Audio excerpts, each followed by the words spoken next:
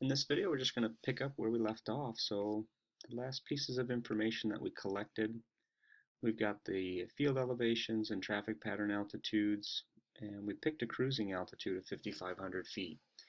So the next question that we want, if we go back to the Padlet page, I'm actually going to jump ahead to plan a flight here.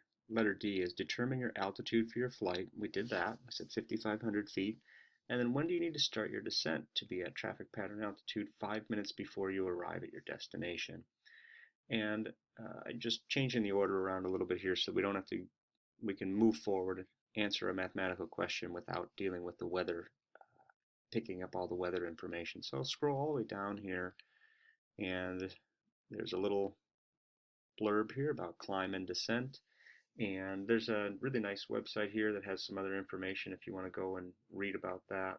I think it's a nice additional resource. So we've identified, so I'm just going to be looking at this piece here. We identified field elevation, en route altitude, when do we start our descent? So a little bit of background information. The idea of a traffic pattern altitude is that all the planes as they come in to that airport, they should be at about the same altitude. You don't want two planes coming in, one 100 feet higher than the other, because they could actually get right on top of one another and be really difficult to see each other, and then you can have an accident. So everybody should be coming into um, that environment at approximately the same altitude. So with that in mind, we need to plan ahead. So we need to try to hit that traffic pattern altitude before we get to the airport. So we'll say let's aim for approximately 5 nautical miles prior to the airport. So then the question is, well, how far away from the airport, how many nautical miles away from our destination airport should we start this descent? And then really we'd also want to know where is that along our route, so we can talk about that a little bit. Can you find some sort of landmark that'll help you identify that place? And then I would pose this to students and just say, well, what information do you need to know so you can actually start answering this question? I don't want to just say, here's the information that you need, now try to answer the question. But for us, I'm going to make some suggestions here of what information we will actually have available to us.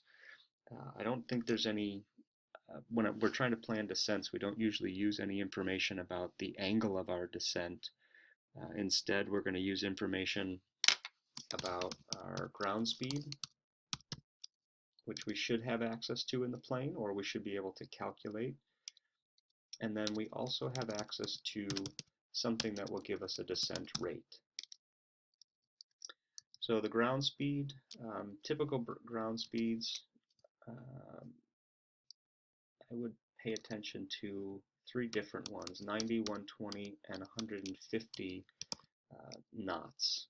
And that's knots per hour. So it's knots per hour is typically just written as knots. It'll say KT, I believe, in the weather report, so I'm just going to label it as KT for now.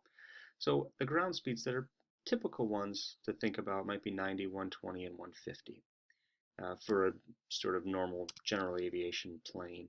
And then the descent rate is the other piece of information. There's a thing called a VSI, a vertical speed indicator, that'll tell you how fast your plane is descending.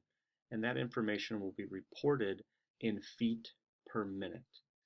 So what I would typically do is pay attention to a couple of different descent rates. I would pay attention to 200, 333, and 500. And again, these are always in minutes per 1,000 feet. So I would think that's enough to get you started as a task of how would you actually solve this, how would you and your students actually solve this if you know you have a ground speed of, and I would pick one of these three, and a descent rate and pick one of these three, then you'd say how far out from your destination would you start, keeping in mind you want to hit the traffic pattern altitude 5 miles prior to hitting the destination. And again, you can pause this, work on that on your own first if you'd like, but I'll talk through how how I typically calculate these, especially if trying to calculate this in your head. So what I would do to start is find the ground speed, and to be honest, most of the time you just pull this right off of a GPS. So the planes, even generally aviation planes nowadays, have a GPS in it. It'll give you a ground speed. There's other ways to calculate it as well, but let's just say we select 120. So if we have a ground speed of 120, what I typically do is I say 120 is the same thing as 2 miles per minute. And then I'm going to go back and say, well, let's pick a descent rate. And the easiest one to deal with is 500. And so I want a 500 foot per minute descent rate, which should be slow enough that you're not going to have uncomfortable ears. Remember, it's not a pressurized cabin, a lot of small planes. So 500 feet per minute actually turns into, meaning that it's going to take you 2 minutes to descend 1,000 feet. And then we can take that information and see that it means we're going to descend 4, if we multiply that out, we'll get 4 miles per 1,000 feet. And now we just go back to say, well, how much did we need to descend? So in the example that we've chosen here, we said we wanted 5,500 feet for our cruising altitude. We want to arrive at approximately 1,500 feet. So that's going to give us a difference of 4,000 feet.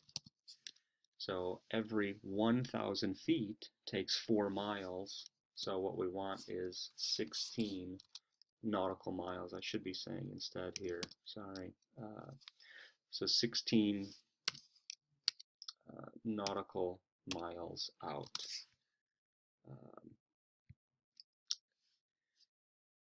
And then, of course, we're going to remember that 16 nautical miles out, that would put us arriving at 1,500 feet when we hit the airport. So what we need to do is say, well, we really want 16 plus that buffer of 5, and so that'll give us a total of 21 nautical miles away from the airport. So what I'd encourage you to do is let your students, or you and your students, figure out how you might reason through this, keeping in mind that you're probably going to want to be able to do this in your head. So what's sort of a procedure that you could use? You're going to be doing some approximating at times, but I don't think I did any approximating here. A descent rate of 333 is chosen. I would do an approximation there. That would give you at 333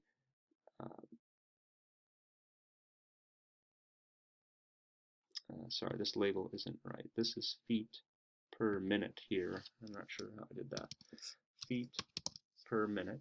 So if you use 333, what I would do down here and convert that, that would give you 3 minutes for every 1,000 feet. So the calculation is easy. Same thing with 200. If I wanted 200 feet per minute, then I would put 200 here, which would turn into 5 minutes per 1,000 feet. And hopefully you can see how that would update the rest of these calculations here. So what I would encourage you to do is calculate it as you would calculate it, and then you might want to have discussion about, well, what would be an easy way for someone to be able to calculate this stuff if they had to calculate it by hand? Could you reduce this to a nice formula? And again, the ground speed here, 90, 120, 150 are all nice, relatively nicely divisible by 60, and that's why I chose 90, 120, and 150.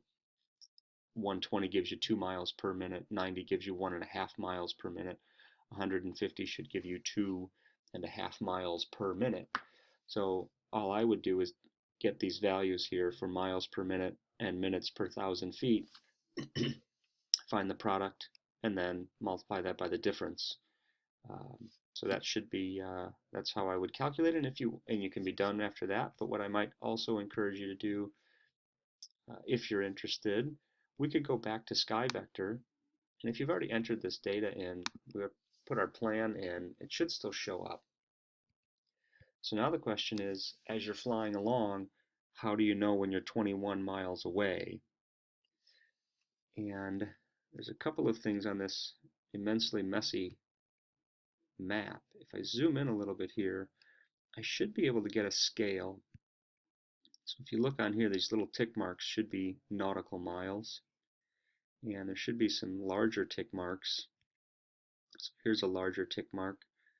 That one should be 10 miles, 10 nautical miles away from the next large tick mark. And very easy to get lost. They might get overlapped by something else. I don't see a clean set here. So we can start counting. So here's one. There's 1, 2, 3, 4, 5. And then 6, 7, 8, 9, 10. There it is. Sorry. So here's 1.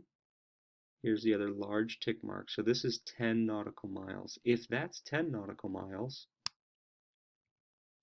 how far away should we be when we're 21 nautical miles? So we want to think about approximately twice this distance. And that's can be a challenging task for us. So I'm going to think maybe around here. And all you do is hover over your path and then click. And I would just plan and just do a GPS location. It should be wherever I clicked. And when I do that, it'll add it to my flight plan and it'll tell me how far away that is. So it says it's 18 nautical miles. Now I can just grab that and pull it because that wasn't far enough and drop it again and say plan GPS location 20 nautical miles. I need to move one more. So that should be pretty good. There's 21 nautical miles. And then again, depending on how much you want to think about or talk with your students about the reality here, now you've got to imagine that you're flying along in the plane and you hit this spot. You've got to be able to look out the window and figure out how you know when you're at this spot. So looking at this map, I think I would probably try to think about this airport here. So I might be able to see that's Joliet's airport. And then I think I might also, if I'm being careful and paying attention, we should be able to see the city or the town of Sandwich and Plano. And if we just try to imagine when that Sandwich will be off of our left wing, so perpendicular to us, that would probably be about it. That's probably the point that I would pick to start my descent. And I think that's it for this section, and I'll make one more, I think, or a couple more. Hopefully that was productive for you.